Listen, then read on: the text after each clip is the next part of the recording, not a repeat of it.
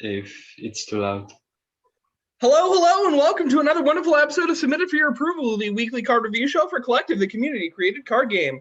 I am Stranger Side. I am your host and also the community ambassador for Collective. We are joined today by my faithful co-host, Grief. Howdy, folks. My vanilla-flavored co-host, Empty. Hello, everyone.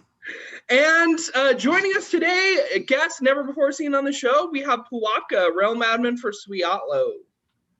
Hello, everyone. And responsible for the mess that was Essence Shifter. Anyways, let's jump straight into the acceptance.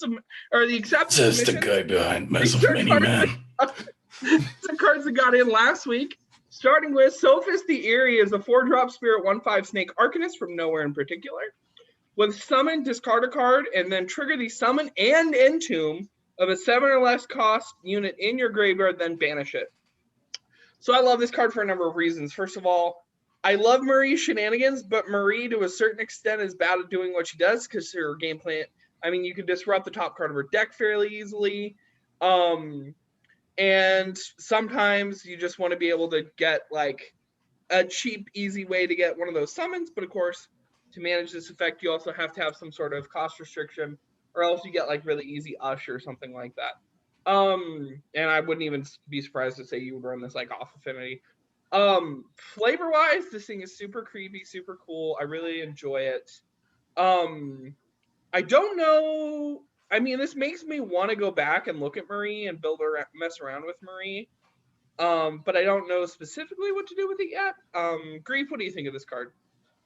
To be honest, I wasn't thinking about Marie at all, because this is basically just more stuff for the already existent package where you banish off stuff due to the summon effects from your graveyard and so on and so forth.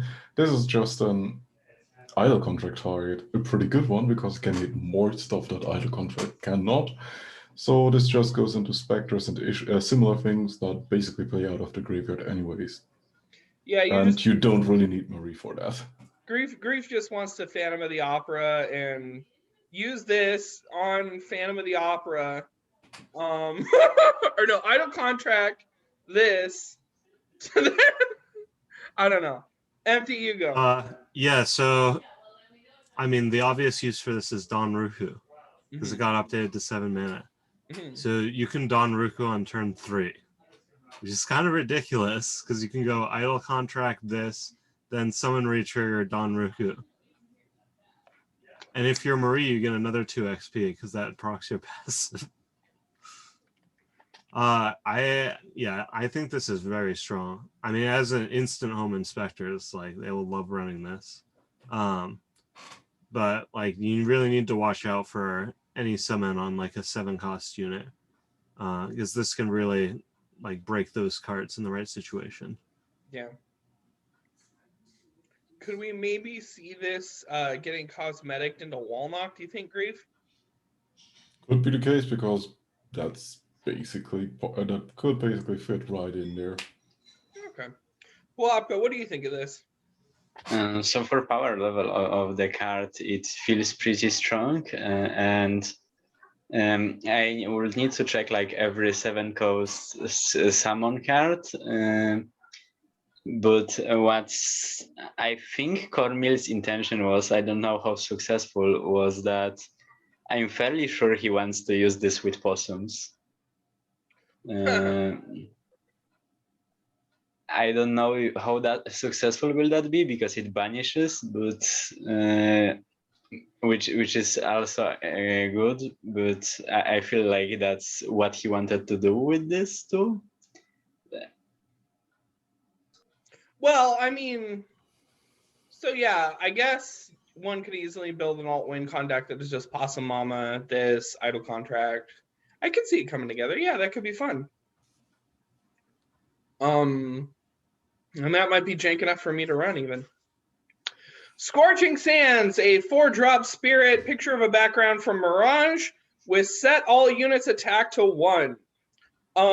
So really, really cute mechanical connection. This is spirit card Mirage. It's not directly connected to the Lizetheth, but it is connected to Mirage in the way that it sets all units attack to 1. I could actually maybe see splashing this in a Dunewalker's deck for the fun of it. I don't know how realistically viable this is. But also it could be a really good control tool for Spirit going forward, and I'd be interested to see what to do with it. Groove, what do you think of this? This is coerced capitulation, or nerfed coerced capitulation at 4. When coerced capitulation, which is a strength exclusive card, was nerfed, it still costed 7 mana. Yeah. That's why it was pretty dog shit. This is a 4 mana version. This will see play even of Affinity in control decks. And for everyone who ever played against Idol of the Despot Fog control decks, they know this kind of effect is pretty ridiculous. Yes, I can also see this in more control-esque fashion for Duneworkers, probably more than Legacy, because you have the card pool to actually support that, to basically lower the attack of threats against you, while also keeping basically the attack values of your units at a base level of 1. Therefore, you can, with the high HP pools that your Duneworkers or your control units usually have, pretty much block anything off that comes their way, while you just go under the blockers with stuff like Tunneling Worm. Of course, the corner case used for this is making things that wouldn't normally copy with Illusionist now copy with Illusionist. Oh. Empty folder, what do you think of this? I think for standard, this is going to be more of a tech card. The issue is that in standard, this has a lot of matchups where it does very little. Dunewalkers is the obvious one, but there's also decks like Arcanus and Daylings, where this doesn't really do very much. Since Arcanists don't care about attack that much, since they mostly deal damage through actions. And Daylings, of course, have Deadly, and a lot of their units are already 1 attack. So it doesn't do nothing there, but it's certainly less effective. Against like dragons and stuff, however, this can be like super strong. Mm-hmm. So I think if you're running a deck that's like really weak to dragons, this may be a consideration. Puapka, what do you think? I don't think this will be super strong against dragons at all, because dragons are mostly text-based units, not really body. Their bodies are less relevant than the continuous damage they deal. Like this will just make them kill you slower, not make you win against them. Sort of thing. But yes, you aren't running this card in Dunewalkers because Dunewalkers are aggro. In Legacy, they have some more control-ish cards because they weren't always supposed to be aggro, but I don't think it's enough to create control Dunewalkers with Scorching Sands, despite those Illusionist and the other Dunewalker Arcanist interactions being rather cute. I don't think it's enough to make a deck. Yeah. Not on its own, definitely. I agree. Congrats, though, to Master Triple T 123 for getting this card in. I think it's his first. Frankie Djinn is a 7-drop mind-exclusive 7/7 Demon Gambler from Wonderstar Casino. With summon, draw cards until your hand is full. Give cards in your hand. When this changes zones, lose 2 HP. Spikebird, one of our greatest designers, has been very adamant on this card. It's been subbed several times, and the meta looks completely different when this first came into being. And so I'm guessing Empty has some updated commentary to talk about it. Oh, not really. I really love the design. Didn't you pick it though? Yeah. Yeah. Mostly because I like it. It's it's really fun. I don't think the meta has shifted enough where this will be good. I still think the cost of like the amount of damage you take from playing this and how late it comes down is going to make it really difficult to run. I mean, against aggro, obviously it does absolutely nothing, but against a lot of other decks too, like that cost is just too high to pay. But man, I mean, I really hope it gets buffed a little bit, or maybe the meta shifts where it becomes viable, because I really want to play with this card. It looks really fun. Yeah, I wouldn't mind seeing some interesting support for this. I don't know quite what that would look like, except maybe mine life gain, but I would be interested in.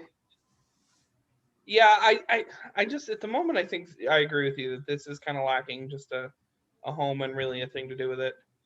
Puapka, what do you think of this?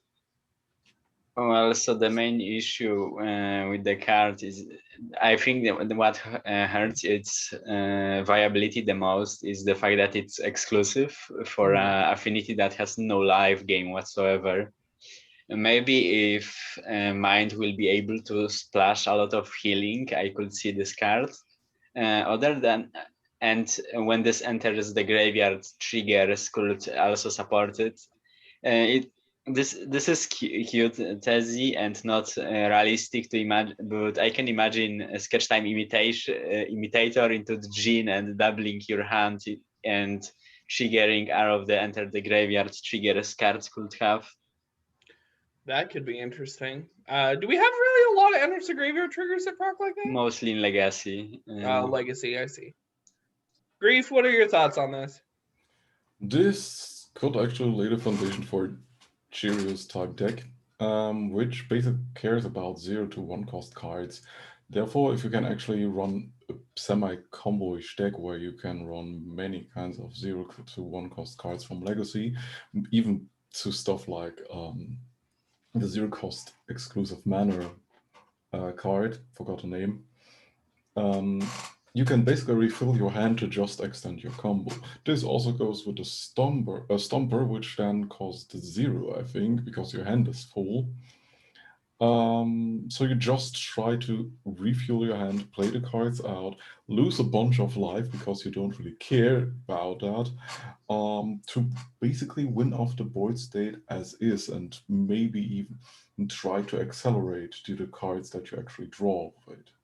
Yeah. It's an interesting card to have these kinds of plans with. The thing is, we need A, a deck that functions before he drops, and B, it has to actually be able to drop him and end the game like turn 7 to 8. This is basically the raw material conundrum. Yeah. So I think this could be interesting in Legacy, and hopefully it finds a home in other formats. And last for the accepted submissions, we have Old Man Hendricks as a 3-drop neutral 3/2 human from Carthian. With summon, create Emma, and when a plant gains stats, it loses them.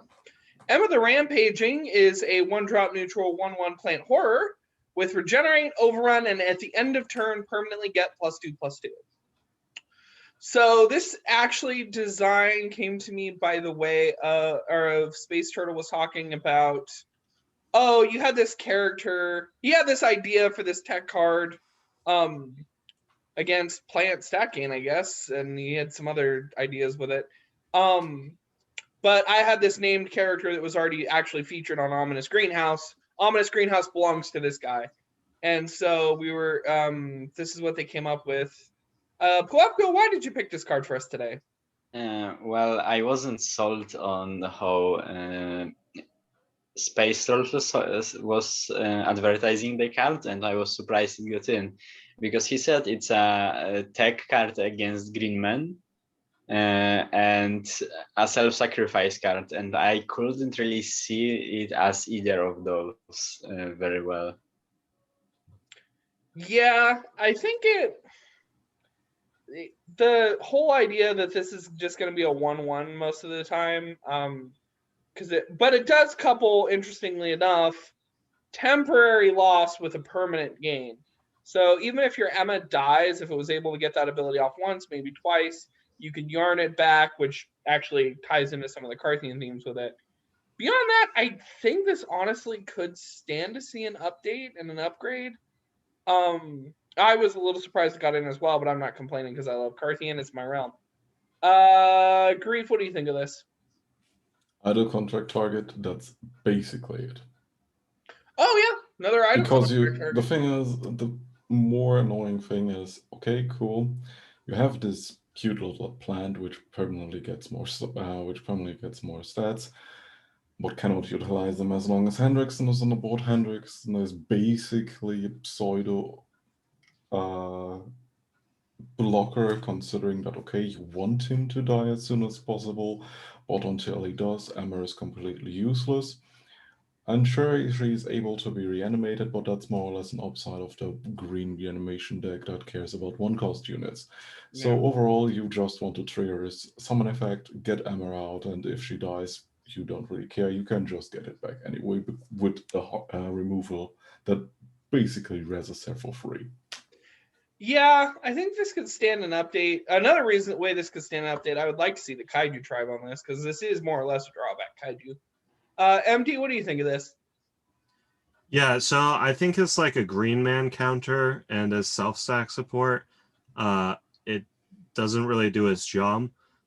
Since even if you were like, if Hendricks just didn't even exist and you were paying 3 mana for Emma, a lot of the time that would be like pretty bad. And like on top of that, you're having to put in extra work to get rid of the Hendricks if you're going the self-sack route. And as against Green Man, I mean, I don't know how much removal they run, but it's pretty easy to get rid of a 3/2. It's not that much of an ask. Well, yeah, and they have the horrific hatching is a great target. Yeah, it's a great I target think for the them. most potential is in that like 1-drop reanimator deck.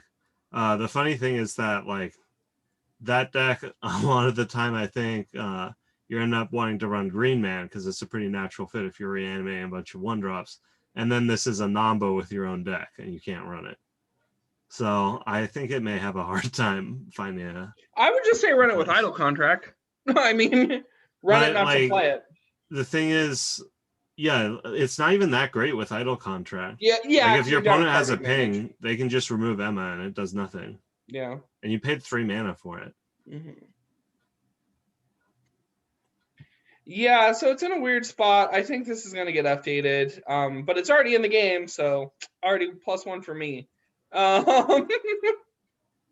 Okay, and let's get started with Color Drain as a 6-drop neutral action from Chromosome with create a Wisp in hand with target's ability, stats, and cost, and banish it. Banish the target. The Wisp is a neutral shapeshifter. Well, not neutral. It has shapeshift and is your hero's affinity. So it has your hero's affinity and has your most common tribe. So I really like copy effects. I really like steal effects. I really like trying to make other things work. And a lot of other people apparently were believing this was too powerful because I think it was sitting at like 0. I really like the effect. I think it's really cool. What were the issues that people were having with it? Grief, I'll let you start. You mean that this is the issue probably is that it's a very much dialed to 11 soul extraction effect? Because it banishes the target on a neutral 6-cost card. Yeah, but you still have to pay its cost to get the effect and stuff like that.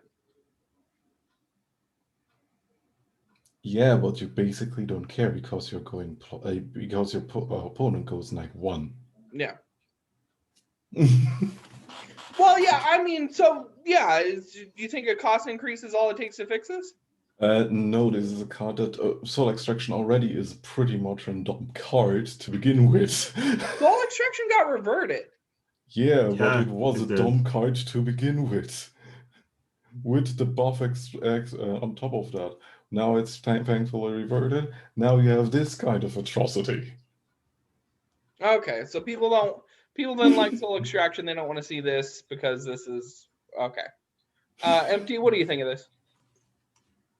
Actually, I have a different issue. I think, like, man, the fact that it copies the ability, stats, and cost is going to cause so many problems when it would have been way simpler to just add a copy of it to the person's hand and then make it their affinity. I think this is like too many steps to just get a copy of something. It's going to cause a lot of really awkward interactions.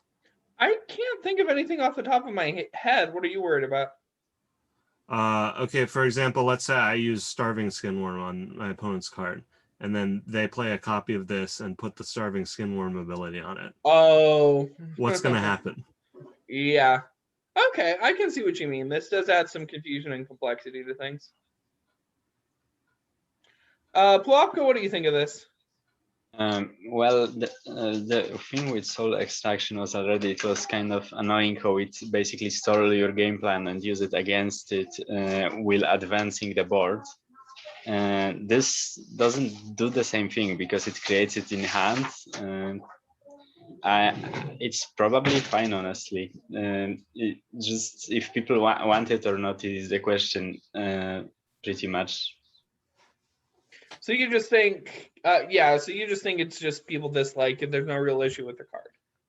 I think it stands to have a cost bump at the very least. After hearing what Grief had to say, I don't think it's really as big of an issue as other things that already mess with abilities in unconventional ways. Cough, cough, mass of many. You mean the mess of many men? Yeah. So, moving on, we have, oh, by the way, the Color Drain was our first active submission, which are cards on the subreddit. I'm supposed to say that every time at the top of that section. Gbur is Savanna King, is a 6-drop Spirit 4/8 Dailing from Swiatlo with Ambush and Duelist and Summon and Rage. This duels the opponent. I just love the whole, all the bold words at the front. This seems really, really interesting. Basically, it's just a way to get like a lot of extra extra reach on the opponent with a little bit of effort. This thing really, really just eats low attack units like Dunewalkers alive because you're able to get multiple procs and you get both with the removal and you get the reach. So you never really lose tempo with it. I think it's super cute. I'm maybe a little worried about power level, although I don't know how much I should be. Empty, what do you think of this? I don't have too much to say about it. I think it's probably fine power level wise. Quite honestly, I don't want to play against this. Well, so why not? Well, one of the things that Dunewalkers struggle with and how you counter them most of the time is they don't do a lot of face damage until way late in the game. So usually you try and like rush them down while protecting your face if you can. And this pushes for a ton of face damage and makes them really hard to rush down because it has ambush, and when you attack into it, it deals even more face damage. Mm-hmm. And like, of course, they're going to have buffs and stuff. So this is going to be hitting for like 5 or 6 each time that Summon or Rage goes off. Yeah. And I mean, of course, there are really easy ways to give it Lifebound as well and really go for it. I mean, you don't really need it in Dunewalker since you already have the Mass Daylings? Prophet, which gains you a ton of life. Yeah. You mean the Daylings? Or Daylings. Dunewalkers? Oh man, my bad. Daylings. D-Tribe specific to Collective, that deck. Yes. Puapka, go. So the story of this card is that people yesterday were discussing how Daylings are a bad tribe because they don't have many ways to close out the game other than the recently printed Chieftain Gigus, but that he is just way too strong outside of Daylings. So when I saw Ace Dress put this card in the lab, I suggested why not make it a Dayling? And he agreed, but I said that I don't know if I'll be able to make the art anytime soon. And now both versions are on the subreddit. Yeah, I don't know if it's too strong because I'm not that great with numbers without playtesting. I just was certain that this is the kind of effect we wanted. Okay. And I mean, I think with the number of words on this card, there's a lot of dials to tune back. So if people are on the fence about this thing, I would definitely say upvote it because this is really easy to update. And a lot of those issues Empty Folder said really easy to tweak. So that's a couple thoughts. Grief, what do you think of this? Okay, let me paint a picture for you. Firestarter went on vacation. Got a little bit more chubby, so he tried to go to the fitness studio and never skipped leg day. Therefore, to do that, he started wielding lightning rapiers left and right until he got actually pretty good at dueling shit. So now that he's buff and swole and never really got rid of his fire breathing effect, he now sits there, either waiting for an idiot to come his way so he can whack him over his head and tell his boss, okay, go back, and I hit him also on the face, or I'll come back to your house and I basically whack every one of your underlings so hard, even the next generations of their children will even feel this. So in this case, we're looking basically at a 6-cost Firestarter that's actually better than Firestarter. Mm-hmm. Oh, so man, I just thought about like playing this against dragons, and your opponent just can't drop their ruthless. The thing is, you cannot mass block it because that triggers each instance of the rage effect, which is basically what Firestarter already is designed for. The problem between this card and Firestarter is Firestarter is easier to kill. This just drops there, basically blocks something to death while hitting you for 4 to 5 damage, or even 6 in worst cases. Then next turn goes either in for a duelist attack, which Firestarter was good due to Lightning Rapier for instant face burn, or if there's nothing basically in your way, you can just run at your opponent while presenting a Daylink board. This is insane. You will play this even outside of Daylinks. But you're glad it's here. Yes, but okay. Holy fucking shit. Okay. That is an endorsement for those of you who might have been confused. No. I like it. I like the art work you did on this too, Puapka. Really good job. Thanks, mate. No, it's not just an 8-cost. That's a 6-cost. The red Way Reshaping is a 2-drop neutral action from Lux with add a copy of each non-summon ability target wax has to itself.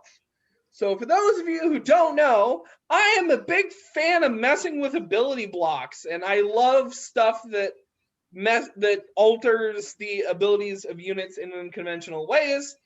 One of the very first things I tried to do when I played this game was to do the in single player, mind you, the Neon's Viper, and then you put triplication on it, and then you solar snacked it back and forth. I really like fiddling around with things like this, and this is just really exciting to me. Uses in limited are probably unlimited. There's a lot of things that could make this potentially interesting if we can only find a way to do this. I do think one possible issue with this is I can't find decks that... Oh, it only works on a wax. Yeah. Oh, man, my heart just got broken. You can so make things wax. For the wax deck. Oh, I should have read it more carefully. Well, I could talk about this card while I go sulk. Well, I am personally not a big fan of this kind of ability adding effects or copying, because they often turn degenerate pretty quickly. And this one, and they should be limited usually to 1 tribe, so it can be balanced around it. Wax have ways to create units and add wax tribe onto them, so that doesn't completely stand for them. But if you want put it on anything, you need to put effort into it. So just looking at it and thinking of wax units, there's either the 1-drop and make it get +2/+2 every time it's targeted, or Shambler and just give that same amount of stats to your entire board every turn. Can't think of anything else over the top of my head. Yeah. Other interesting possibilities. One thing you can do with this, by the way, is by way of right of rep or running a Bellist, you can technically make this target anything. It's just going to take a lot more work. Grief, what do you think about this? Like the card. It's kind of cute. Sure, it's basically hold back by the whole wax tribal thing, but I think that's a good thing considering how messy that kind of effect was in the past. But overall, I think it's fine. It's not really something you look out for in limited. Maybe in standard you can brew something up with wax tribal shenanigans, and in legacy we basically have better options than this. Yeah, it's a quirky little addition to the collection. Empty, what do you think? I like the idea. I just think there's not very many good targets. Like in wax, I mean, sure you can make other units wax, but like that's a lot of effort. And you're like setting yourself up to get 2 for 1. I don't know. I think this needs like a few more wax units to get in that are like decent targets for this, for me to really feel enthused about this card getting in. I feel you.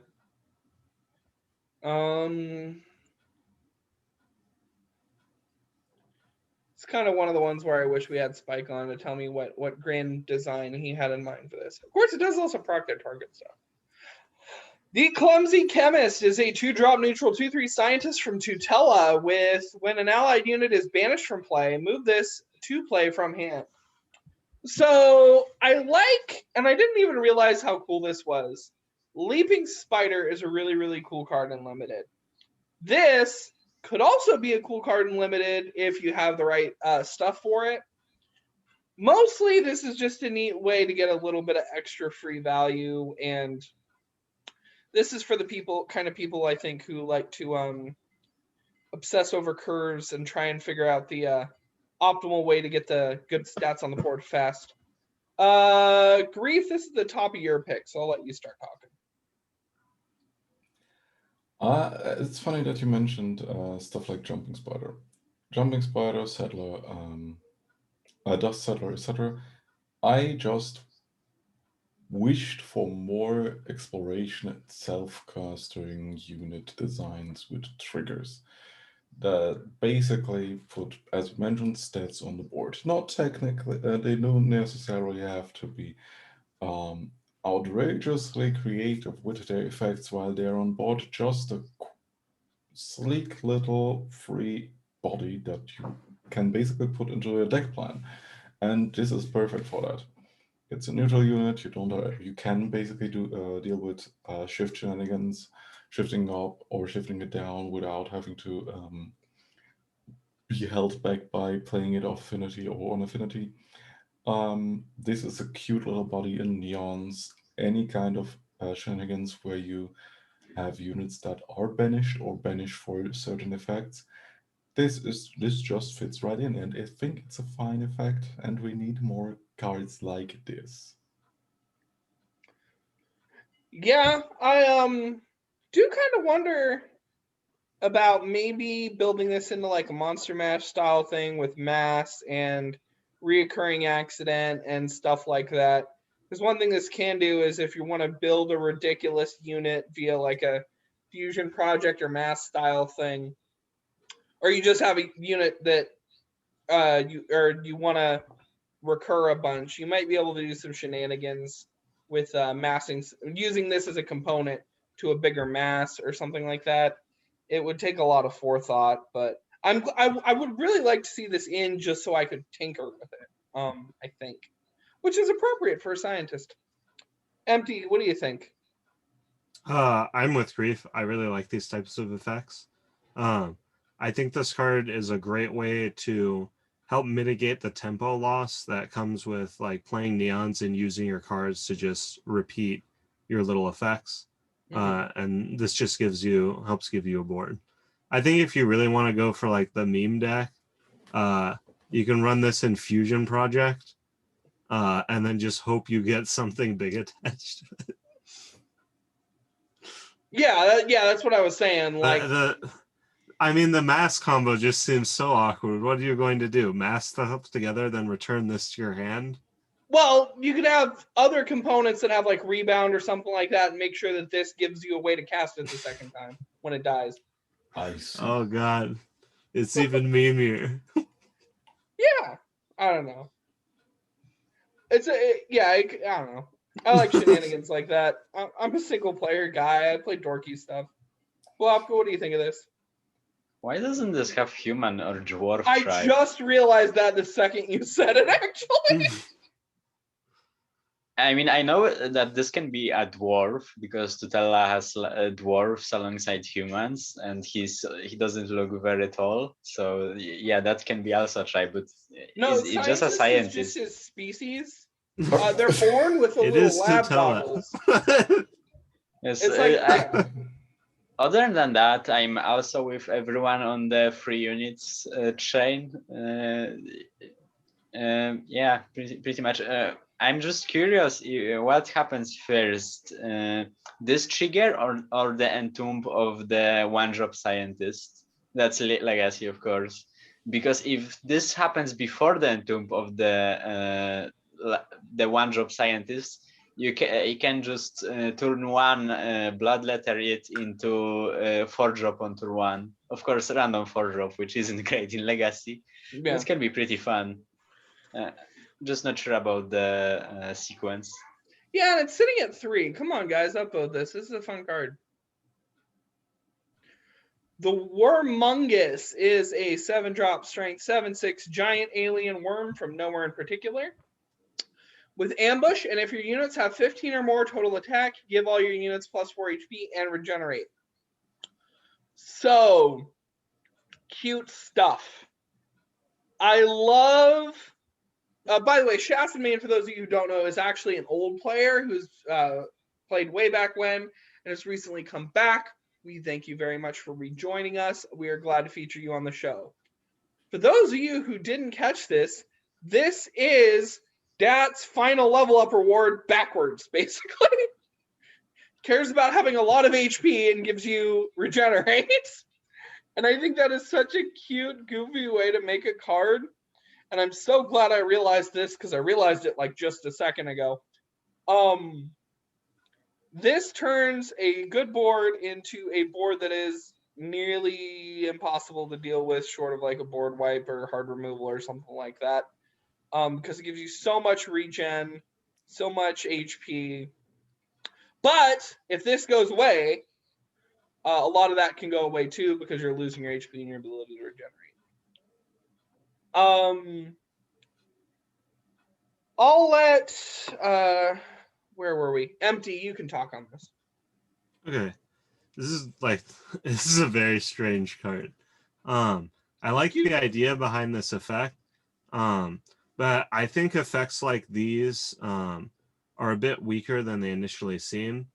And I've had a lot of experience with the Dot's Landworm. Because your opponent can use their removal strategically in order to make sure you don't get 15 or more attack. Yeah. And the big downside with this especially is that when the HP disappears, the damage will stick, which can leave you in a really awkward spot. Yes, yeah, they the do temp have HP regenerate. is weird. Yeah, they do have regenerate to help mitigate that. But like you do need a sort of good board already in order for this to do anything. Like it's really bad otherwise. Do you I don't think know. this could I stand think to it's a have bit weak. ward added to it? Oh yeah. That would make it more consistent with the reverse landworm. Yeah, it would help with what's the the reverse. opposite of worm? Untargetable? That's another good choice, actually. Anyway, I think it needs some buff. Untargetable might be a bit much, but yeah, with the temp HP being so bad when this thing gets removed, I think it needs a little bit of protection to help it along. Puapka, what do you think? Yes, I'm also with you guys that this needs some form of protection right now, because the effect is really cool and interesting, but as a 7-drop that is more defensive than offensive, it needs some kind of protection itself to actually be good. I appreciate the alien tribe on this. And yeah, that's pretty much just give it protection, probably ward. Oh yeah, I mean, if you really want to run like a splash thing with Hiku, this could be cool. Grief, what do you think? First of all, it's a giant that doesn't have overrun, so actually Obsidian Giant has shit to do this time. On the topic of Obsidian Giant, we're not playing this card for 7, we're probably playing it for 4 or so, even of affinity, because Tusknuke exists. And Tusknuke cares about 6+ attack units. So Tusknuke and another unit, if you drop this card, it costs you off affinity 7 mana, on affinity. Oh wait, what? How much does Tusknuke reduce by 2 or by 1? By 2, 2. I guess. 2. So it costs you 4 off affinity, 3 on affinity, and instantly procs its effect. So the entire board is made up of 6+ beaters, which have regenerate, and around 10 to 12 HP. Nice. By the way, I hard remove you and you cry. Yeah. The thing with Tusknuke decks usually is that due to the fact that you already dropped these kinds of units, your other plays are basically just accelerated into it, because Tusknuke reduces every unit in your hand, so you usually drop an entire board. So sure, we're losing our regenerate outlet, but we still have like 5 units on board. Yeah. So everything short of a board wipe doesn't really solve the matter. So yeah, if you're giving this thing even more protection, I'll be extremely ecstatic about it, because I like this card. I was sad that it didn't make it in, because it did actually quite well last week. Yeah. So we'll see if it doesn't get in this week. Maybe we've provided a helpful suggestion. If it does get in, maybe we've suggested a worthwhile update. The Mighty Cavalier is an 8-drop strength 8/6 human knight from Tolera with agile overrun and start of the turn. If you have more units in play, reduce the cost of this by 1. I'm guessing that effect works while in hand. That makes sense. I think it's funny because JTAD in particular, his art style is known for these really, really sharp edges. And so I just love that this is the softest knight in Tolera, if this gets in. Because Entropic's art style and JTAD's are like on the total opposite side of the spectrum. But anyways, let's talk about the actual content here. This can potentially give you, I mean, if you're running sort of a swarmier play style, it can give you, trying to figure out the fastest you can drop this. I'm running Emergency Fire. So no matter what you do turn 1, I get my buff. Or I'm running Hungry Beggar or Ring the Bell or something like that.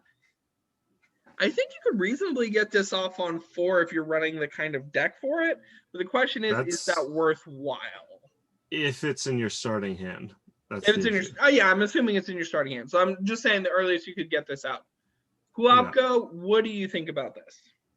Well, the wording definitely needs to be changed to either reflect that this works in hand or all zones. Other than that, this is a bullock card, which you splash, which is pretty fun in my opinion.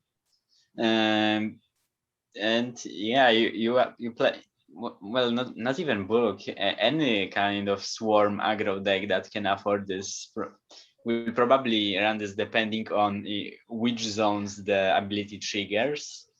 And I'm for this base Entropic Mage. I'll upvoted the card. Okay, Grief, what do you have to say about it?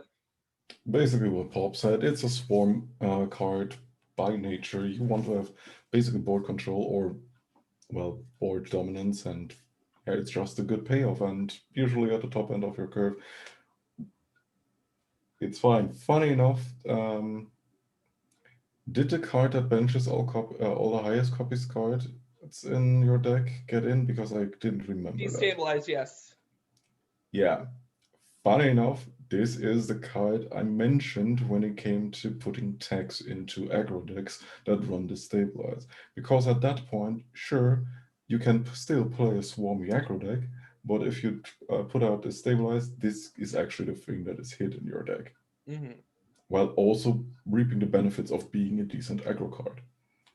Yeah, I don't know. The only thing I'm really jaded about, and I guess you guys brought up some great ideas that this might be better off affinity than non-affinity, is I just want a better, swarmier strength hero to really work with this.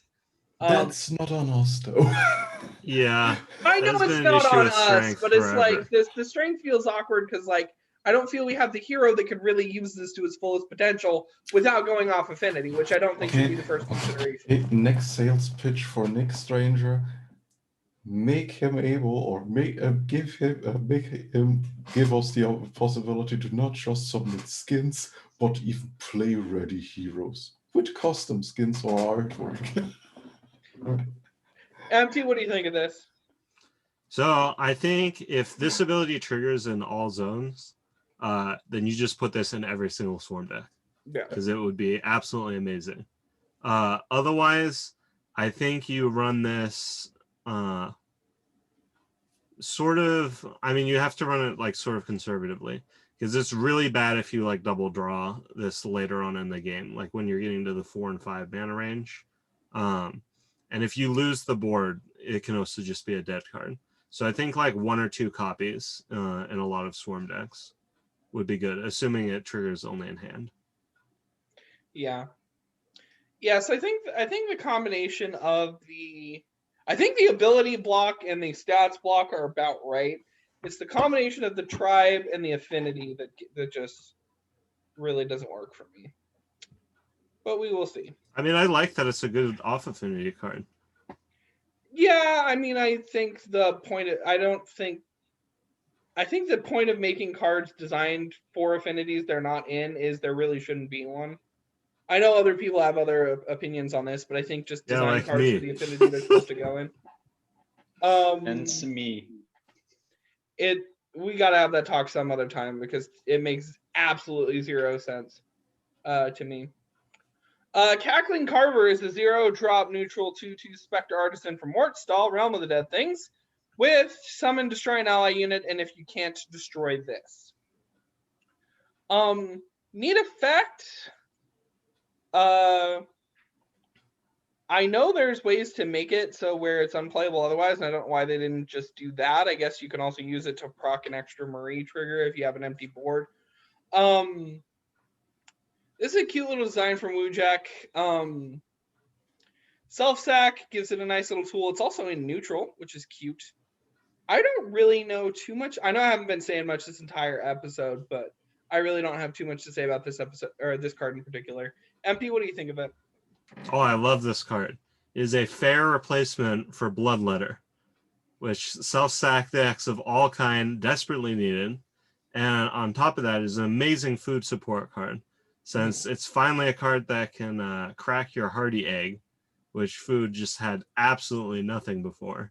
Oh, that's and cool. After you've played a bunch of food cards, you can take some dinky 1-drop and just replace it with this that's eating all your food effects. Awesome card. I love this card. I really hope it gets in. Yeah.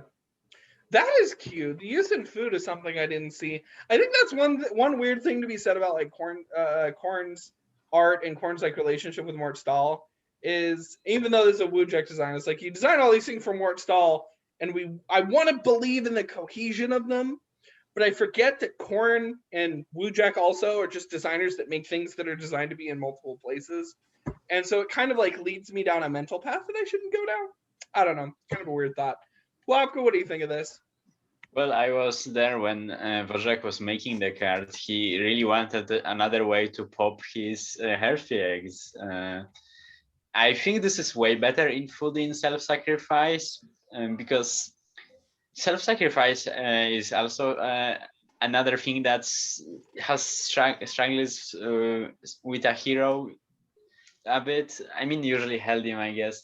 Yeah, cheap unit, pops hearty eggs, food card, pretty good. It's balanced and probably we want it in the game. Yeah, I like it. I think the flavor package is a bit off, but I like it. Grief, what do you think? As already mentioned, food, funny enough, can fit into the Reanimator deck because it's summon effect and not an entrance effect, so it can actually be reanimated and be a 2/2. Sure, it's basically a vanilla bot, but you don't really care about it. Also, it's a 0-cost Spectre, so that comes into it. Additionally, self-sec in Standard, probably not so the case. In Legacy, you can actually utilize this for multiple kind of entomb or self-sec chains, so therefore this is actually not a bad card. Well, it's just basically it has one purpose and one purpose alone: trigger a specific entomb and be a 0-cost unit on top of that. And I can run it with idle contract. Sorry, I just wanted to do that to Grief. It was totally worth it. I griefed the grief. Haha. No. I should really wear that specific shirt.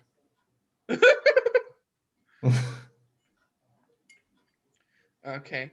Let me do my little elaborate calculation for who's supposed to be talking right now.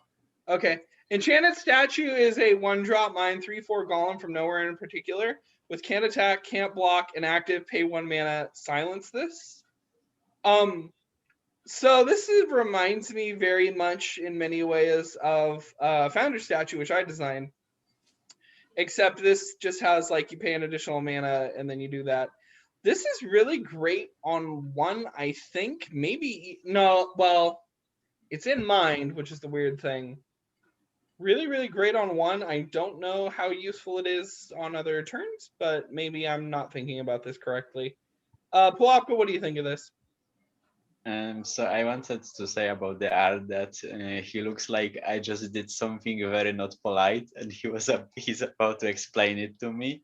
As far as the card design goes, I remember there were multiple pushes for the self-silence archetypes, and they never succeeded because self-silence is really weak in collective. I really don't see any place in mind for this whatsoever, because mind is either Ashgar the aggro that wants to proc ramp XP and deal damage, and or heroes that care only about actions. Maybe of affinity. I think this is like a building blocks for self-silence archetype, and it needs. I don't think you want to use that active. You want to use something that has an upside for silencing a unit. Yeah, that's the thing is, well, self-silence has the same problem, a lot of the same problems that the Vanilla Matters thing does, in that they have to just be blocks of stats at that point, right? And this thing in particular is a decent block of stats, but it's in an affinity that doesn't really want that in that spot, and definitely doesn't want to pay 1 mana for the active. If I were to run this in anything, I would want to flip the affinity to spirit or neutral and run this in DAT. But I don't know. Like I can't think of anything I'd actually want to do with it without changing the card. MD, what do you think? Yeah, so I mean, it's partially a consequence of Ritrick just becoming the action hero, and we don't really have a hero that can run mid-range in mind, at least unit-based. I agree with you, Stranger. This would be a lot better of a fit in Spirit, because Dot could run it very easily. Mm-hmm. Currently, I think like maybe you could run it in KM, and there you have more access to like different silence effects if self-silence is what you're running. But this really isn't like the support card that's really gonna push the self-silence archetype forward.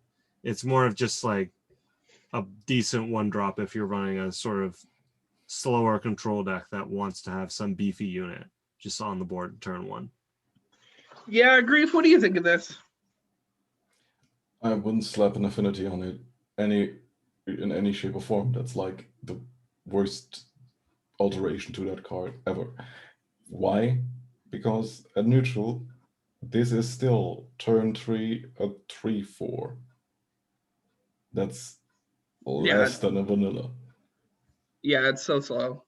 This basically has a 2-turn clock before it actually becomes active and costed you 2 mana. do I want to have this in any kind of affinity?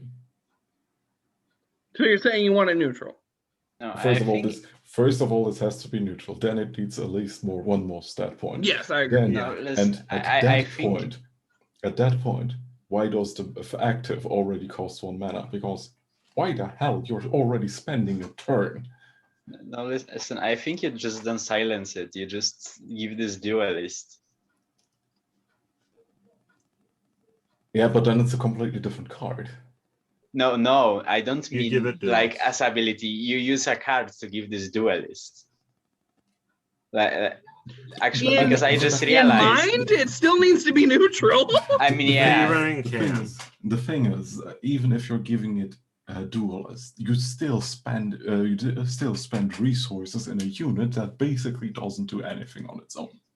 Oh yeah, but like if you this is your turn 1 as KM, and then you just play turn 2 Pugilistic Parasite, that's a 4/5. That's pretty scary. The thing is, though, why play this at all in KM if the worst thing comes to a case where you cannot drop this dude turn 1?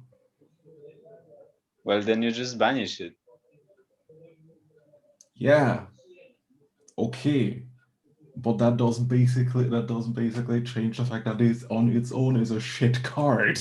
Yeah, I think it's a very I'm actually starting to see an argument for it in KM, but without it being neutral, it only works in KM, which is bad.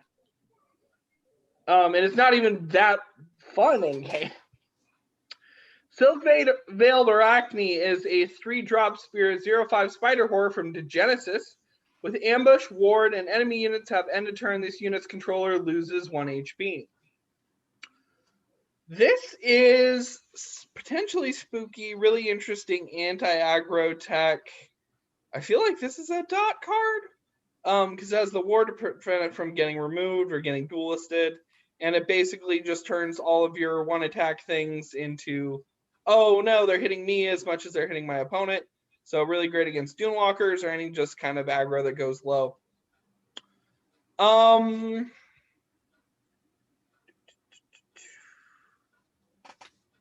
Grief, what do you think of this card? I like it due to the fact that it's basically a stacks / Devon Faxes card. Problem is though, this card basically does nothing against control decks that don't play board based. Against aggro decks, you probably are too slow because you're sure you have a 3-cost 0/5 blocker, but the biggest problem of that card is it has 0 attack. So you cannot even stop the bleeding, and if they just punch your teeth in each consecutive turn, a 1 HP loss from 1 to 5 units doesn't matter if they deal 6 to 7 damage to you. Mm-hmm. Yeah, it's kind of techy, and it has the problem of the spiders going on, basically. But I could see... You're saying there's nothing you could really see running this in, or? And the thing is, it's a unit-based control unit. But you don't really have... you basically have to play extremely hard control shell to make it work, and have targets on the board which basically do nothing but sit around. And we don't really have many of these in the game. Yeah. MT, what do you think of this? You like spiders. Yeah. The thing is, this suffers from the same problem as all spiders, which is actually, it's like that problem turned up to 11. Against control, this does nothing. Like, actually nothing. It just sort of sits there. It's really good at being sticky, like it has a ton of HP and ward, but if your opponent's not playing a unit-based deck, they will just not care at all. Mm-hmm. Like, it's a neat effect. I just think it needs to be a bit more like balanced, so there's not this huge discrepancy between the different decks you face. Yeah. At least create a 0/1 token on their board. Puapka, Like what do you lay a think of this? freaking egg. Well, the effect in a perfect collective will be pretty interesting, but I feel like we too often find ourselves where we have borderless control, uninteractive decks, and punishing, and we aren't really at a spot where punishing people for playing units is like optimal for a healthy meta game. So yeah, that's what I think. No. What we need, I like what Grief said. I want to dial this up to 11 though. We need it maybe a couple points higher. And what it does is it creates 3 pet rocks for your opponent, which are 0/1s with can't attack and can't block. Yeah, okay, that's actually quite cute. I like this. This reminds me of another card that was basically the initial version of this. Do you remember the Brute Mother Maggot card, the strength one? That was basically what you suggested. Yeah. Oh yeah. Broodmother, wait, from way back when. But yeah, like a parody kaiju or something. That could be man, fun. Running like this with a kaiju deck would be so much fun, but I don't think this is getting in, and kaijus don't exist as an archetype, so that deck will just have to exist in my head. People could start thinking about it. I have a couple designs still.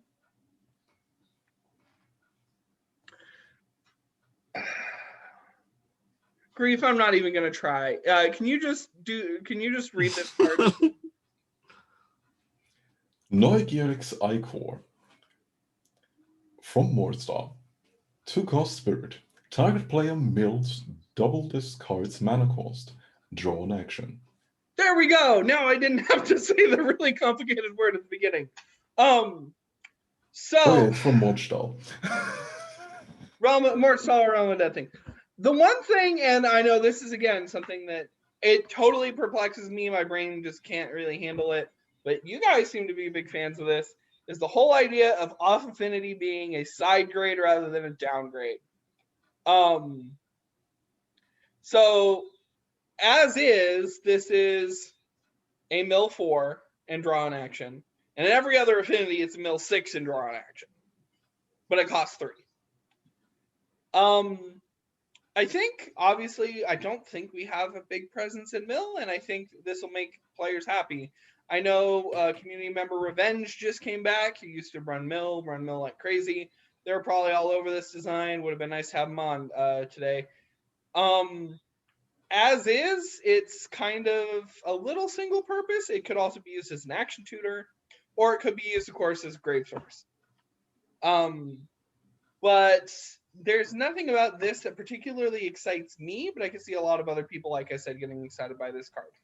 Puapka, you want to talk about why you picked it and what you think about it? Yes, I am extremely excited about this card because I really miss putting top card of enemy deck into their graveyard. That was my favorite thing to do, and now they took all of my toys away except for the strongest one, which is the Overflowing Thoughts, which is an extremely powerful card.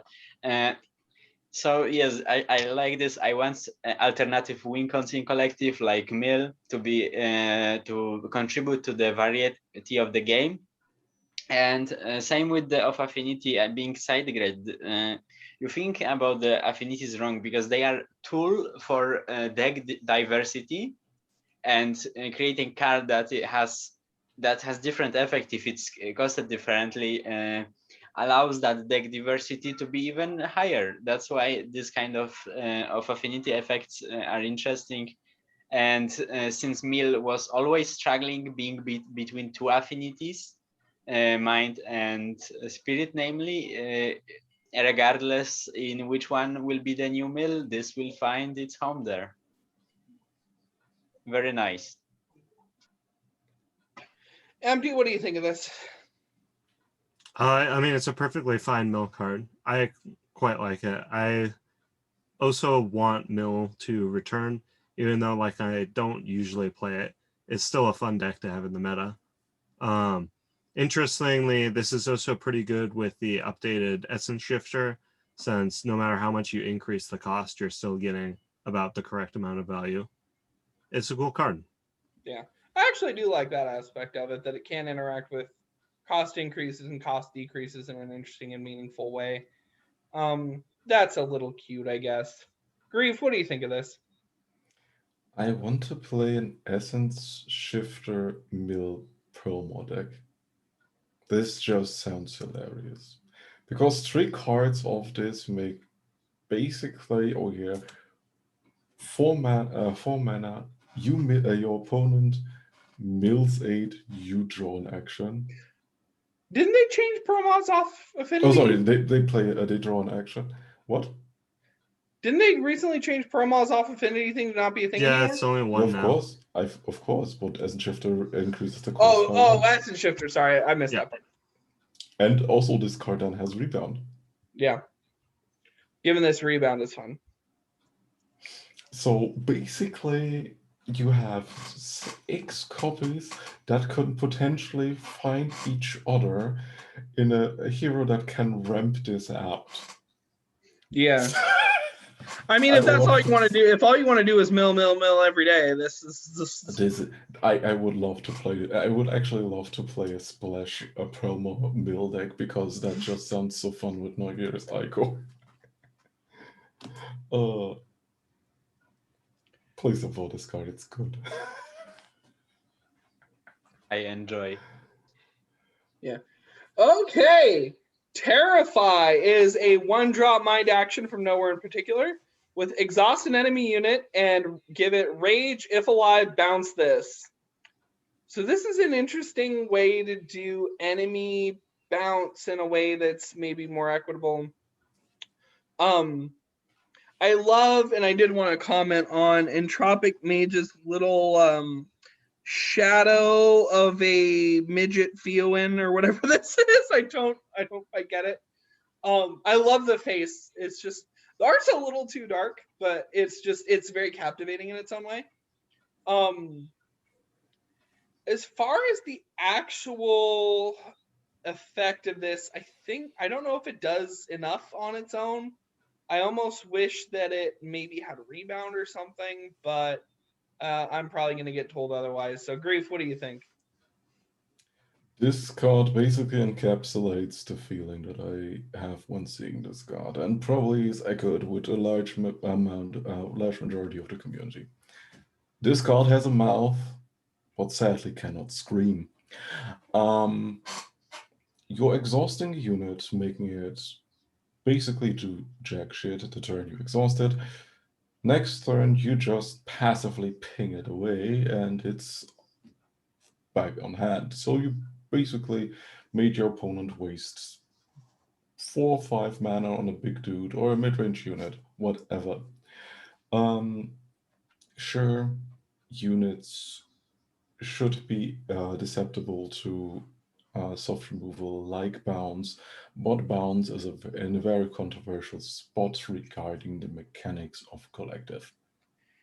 Yeah, I guess it's just pinging is too easy, because like in any other card game, it's like, oh, sure, I can lay up and neg 1 myself, or neg 2 myself, or yeah, neg 1 myself. No, neg 2, because they still get the card. I'm going to go neg 2 myself to go return your 5-drop to your hand. It's not exciting in other card games.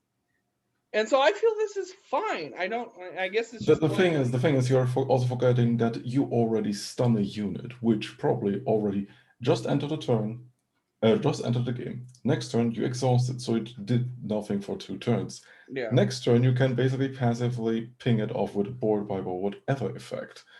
So 3 turns, that unit did nothing, and your opponent has to recast it. Okay, I can see it. It slows things down a lot, and is very controlling. For 1 mana. Yeah. Empty, what do you think of this? Yeah, I'm with Grief. I think this is too strong. Bounce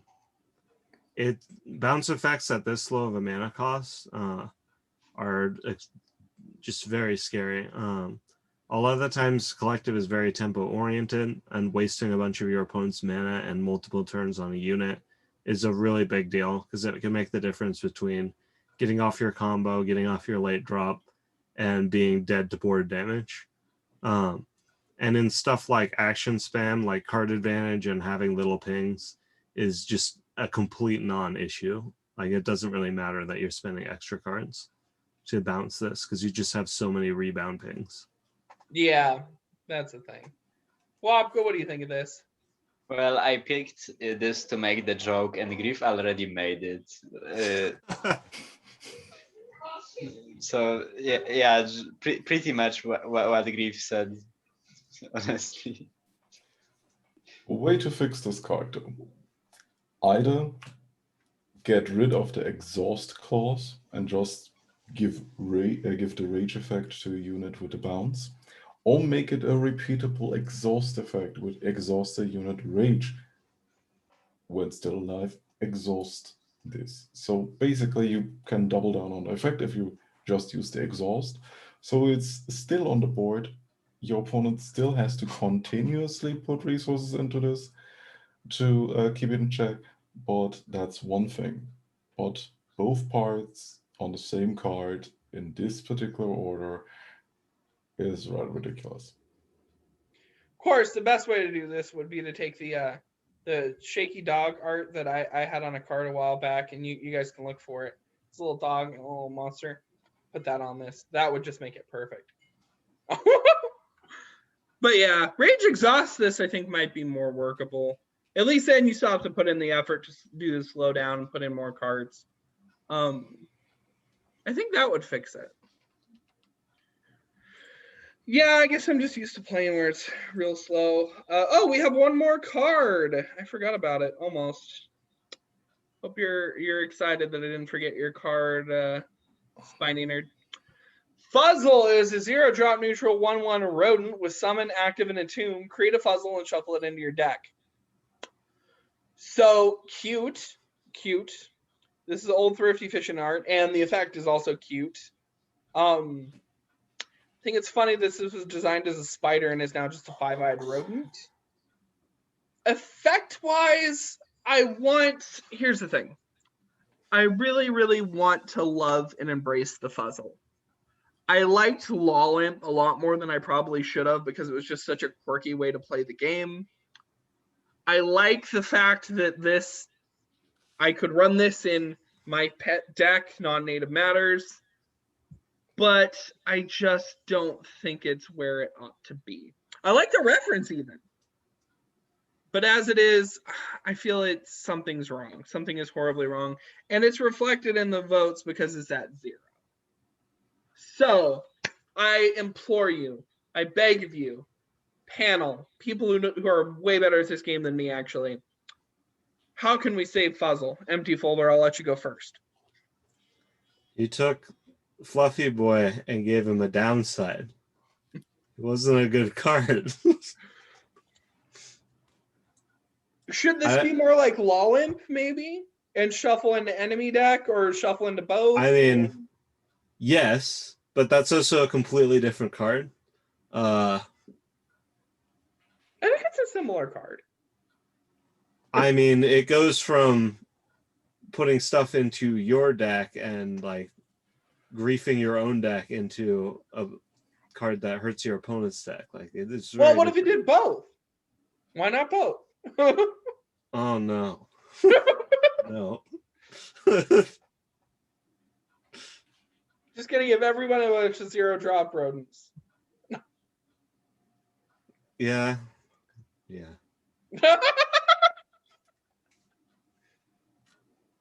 You don't think it can be saved? I mean, I think if they change the design to something different, I'm sure. This could be much better if it was a different card made by another designer. Okay, empty folders let me down. Puapka, how do we save the Fuzzle? So outside of having a downside, one of the reasons, I think only reason actually, Fluffy Boy is playable is the fact that it's hard tutorable by the 0-cost legacy food. And I mean, I'm almost directly quoting Wojak. And yeah, Fuzzle just doesn't have the active. It's so wacky because you will never press the button on this. Why would you want lower consistency of your deck? I don't know how to fix it either. Maybe if there could be some kind of framework for wanting to have a bigger deck, then this card could have a purpose. Hey, you know, if mill becomes a thing, you can use the active every turn to get one card in your deck. But that's so slow against melee even. Yeah, I would okay, so if we're going to talk about one actual actionable change, cut the active. It's not doing anything with the card. Okay. Grief, you're my last hope. Everyone else has lost the faith in the Fuzzle. Is there any way to save my boy? The thing is, do you want to, I cannot save this boy for you. It's basically the incarnation of Satan in a specific combo. You know that I put a specific food card in Legacy to 1. Oh no. Wait, but Now you see okay, but what Oh, are you you see doing it. with honeypot with this? The I mean, thing sure, is- it cycles. No, not just that it cycles. It puts 2 0-cost units into your deck, which can allow you to proc the Cycle. draw effect because no, create and shuffle it back into your deck. Yeah, sure. The problem is though, you create basically 3 copies of this 0-cost unit in your deck that basically just draw you stuff. But since your Honeypot Andrew is such a fucking busted card that you can play in any kind of deck and affinity, there are 2 different cards that exist in strength. One being the fucking spicy meatballs. Others are Crimson like, Dancer. Oh yeah, there's Crimson Dancer. There's the weird freaking Lazavo dude that Chicken. shoots chickens. Basically, you're just playing a Cheerios deck with a fucking repeatable 0-cost unit that cantrips. I love this now. This is my deck now. This is the way we save Fuzzles. We're gonna run Honeypot Andrew and Crimson Dancer. And the weirdest part is you can easily fit this into any kind of freaking food deck because it instantly attacks thanks to food card. This thing is stupid. So it's good in one format. I ask you to think about that format and upvote it even if you don't play that format. Fuck. I mean, it won't ruin standard, that's for sure. There we go. See? Puapka coming in with the save. No, Spiny, I don't know. Please resub this card. Tweak it a little bit, maybe. Resub it, please.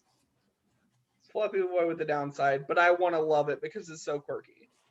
Bob, how did you, as the food aficionado, together with Wujek, didn't see that honeypot interaction? Well, because we weren't allowed to play honeypot Grief. Yeah, but I unbanned it, like, what? 11 days ago?